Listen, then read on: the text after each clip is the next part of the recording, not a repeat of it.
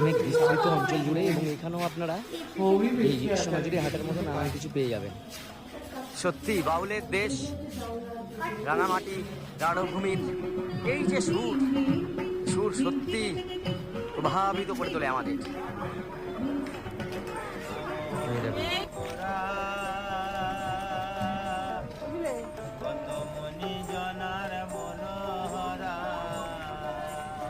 আর এইখানে এই যে বহুরূপী দেখুন এটাকে,